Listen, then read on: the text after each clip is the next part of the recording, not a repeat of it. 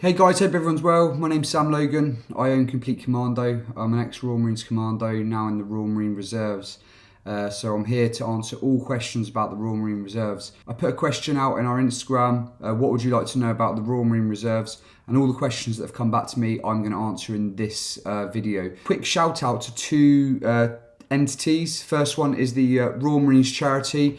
Now these guys, they are the lifeblood of the Royal Marines. If lads get injured, or obviously pay the ultimate price, then this charity supports them and their families and helps with all rehab and basically helps them the rest of their life. It also helps lads when they leave, or if lads get into financial troubles, or veterans are in a bad way. And it does all these things, and it's really important that as Royal Marines you have the backing and you feel backed by this charity so that you can effectively put your life on the line. Check out their website, I'm going to put it in the description, and if you can donate or buy a shirt, buy some shorts or something like that, it all goes to a really worthy cause. Second shout out I want to give is to Glid Gaming. So if I'm not a massive gamer, in fact I don't game at all, however I've got to know Glid through YouTube and social media, and I was around his house the other day, and he's just a stand-up awesome guy. He's got a gaming channel, and they basically do gaming the right way. They do it with proper Royal Marine Commando drills. The lads on his teams are all military, whether they're American, Canadian, German, English, and they all work together and the drills are perfect. So you can check them out as well, they're in the description. Right, can you join as a Royal Marines officer? The answer is no, you can't. However, you can start working to be an officer when you pass out as a reservist. It can be quite circumstantial depending on things, and it can take up to 2 years to become an officer. But a good friend of mine did that, he was a Marine, did the pathway, and now he is a captain, I think. So yeah, you can do it, but you have to pass out first. So another question, are you super under pressure like the regulars, or is it a bit more chilled? Very much depends. What we're going to establish right here is standards are the same. So there can be a little, in times gone past, a little bit of stigma between the Royal Marines regulars and the Royal Marine Reserves. Now I've been in both, so I think I'm in a good position to talk about this.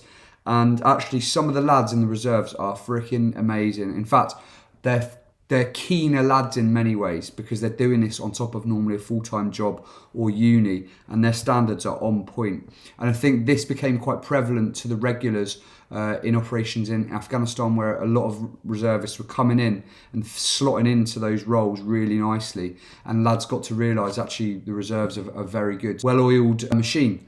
And the lads are keen and they want to be there and they're constantly learning. So yeah, so you are under the same pressures as the regulars. Obviously, when you're going through training, you'll do your weekends and then you'll come home in the week and you'll be doing your work, you'll be doing your uni stuff or whatever it is. So you've got that downtime, but also you're holding up a full-time job as well at home. Whereas when you're going through regular training, your focus and your job and your life is Royal Marines training. So you've got to see that it's different struggles, but very much a whole different struggle in itself, and something that's actually hard. And you've got to be very disciplined to make sure that you're keeping your fizz up in the week, you're keeping your drills up, and you're maintaining those standards. But the standards and all the timings are exactly the same as the regulars. So it brings us on to, is it easier or harder than the regulars? Well, I passed out as a regular. I didn't do reserves training. I was a regular, done my time, and then I did a seamless transfer into the reserves. So I never went through reserve training. I would say from the outlook, looking out, and just being completely honest, regular training is going to be harder because of the intensity and the time you're at Lympstone. Whereas reserves, like you're in the boiling pot on a weekend, you come out, you can kind of recover, and then you're back in the following weekend, and obviously you're in at least 1 day a week there. However, what I would say, obviously, as I've said before, is you've got to be so disciplined in that time between weekends that you're doing your job and stuff, but you're keeping your standards up. That's very hard in itself. So I would say looking at both of them, regulars is hard, but reserves has got equal challenges. Pay and promotion is again exactly the same. So obviously with the regulars, you get paid every single day, even if you're on leave, etc. Reserves, you only get paid for the time you do. But if you're a week one, day one nod, you're getting paid the same for the amount of time you're doing the same. If you're a corporal of 6 years, you're getting the same pay if you're on the same pay level, and all the way up to the top. but obviously with reserves, you only get paid for what you do. How different are the fitness and standards? Exactly the same. Exactly the same. And that's what I think makes reserves so hard, is you've got to go away, you've got to put the work in, you've got to be at that level, but you're only doing half the training, so to speak, as the regulars. So you've got to take your hats off to the reserves on that front. Do you ever go to Lympstone? So you go to Lympstone at the end of phase 1 for Baptist Run and the end of phase 2 for your final X and Commando tests. You also go down for bottom field pass out and bottom field sessions, and also your 6 mile speed march. So you'll go to Lympstone at least 3 or 4 times in your training, and then what happens is we've got reserve centres all around the country, and you'll be at your local centre, and that's where you'll go for your weekends, and 1 day a week as well. In the evenings you'll be doing it there as well, and then from there you'll be doing exercises, and again that can be all over the country, but it's going to more than likely be close to the unit that you're at. So say for instance I'm based in Nottingham, I would go to RMR Nottingham, and my training serials would be hopefully around that area. If that can be accommodated, obviously you're going to go to Sennybridge and do bits and bobs in Dartmoor as well. But that's how the setup of the reserves works. How long is training? So training normally lasts a year. Again, it depends if you get back trooped or you fail stuff or you get injured. It's going to be longer. Now, right now, as we speak, it's only full-time training. So lads are going into Lympstone and doing their full-time reservist training. But in April 2023, part-time training is going to reopen. Is the gen at the moment. So this could be wrong in a month's time. But right now, as recording this, it's opening back up in April 2023, and it's going to be on that part-time basis again. What they tried to do is basically go, right, if you're joining the reserves or the regulars, you've got to go down and do your full-time training at Lympstone. But I think they found that it's just not possible for a lot of people. For instance, if I'm a doctor and I want to join the reserves, there's no way I can take 9 months to a year out of being a doctor to do the reserves. So lads just can't join up, and they will look to join other services.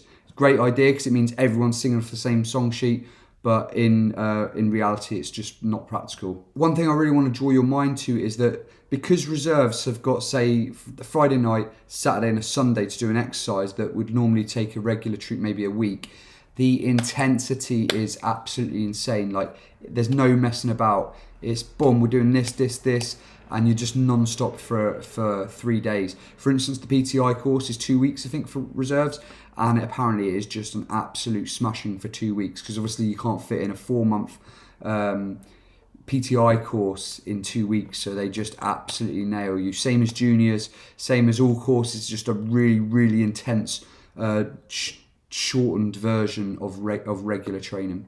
Do you get adventure training as reserves? Yes, you can do the same adventure training as the regulars. You get the same allowance, you get subsidised. So if you want to go skiing or you go to Navy skiing championships, you get subsidised and you can go and do that. You can go and do your AT, and actually reserves are very good at putting on like AT packages. When I was in the regulars, I don't think I did AT. I think I did it maybe once as a nod, as a recruit, but I didn't do it when I was full time, just because the pace was so fast when I was in.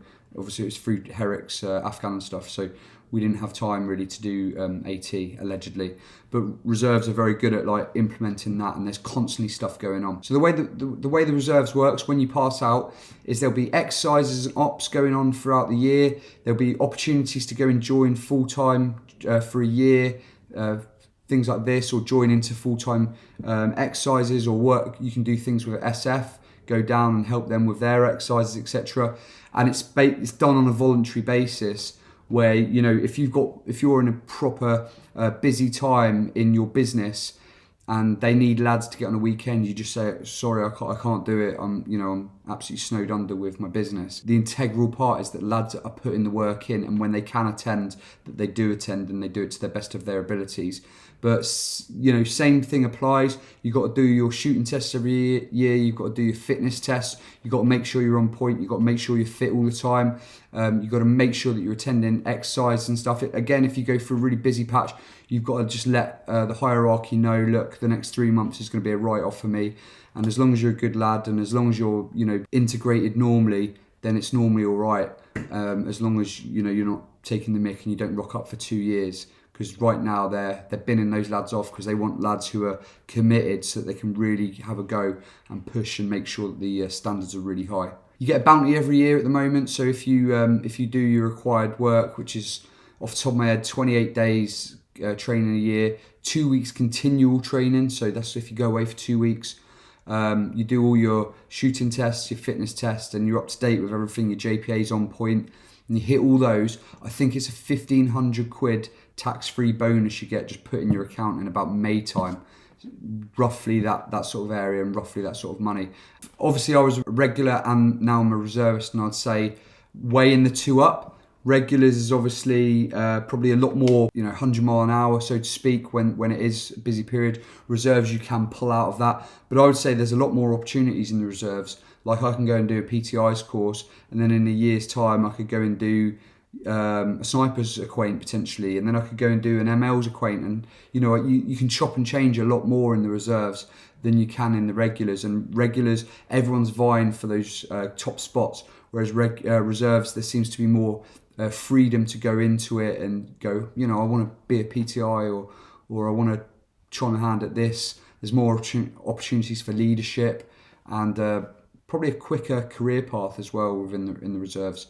However, obviously, you're trying to balance that out with Civvy Street as well. Overall, whichever one you choose to do, both amazing careers, both going to get you where you want to be. And if you do go reserves, then you've got the ability to go over and do, if you want to attach to a unit for a year in the regulars, you can do that as well. So it's a win-win from that front. Hope that was helpful and useful. If you've got any questions, just message us on Instagram or here. Legends, guys. Cheers.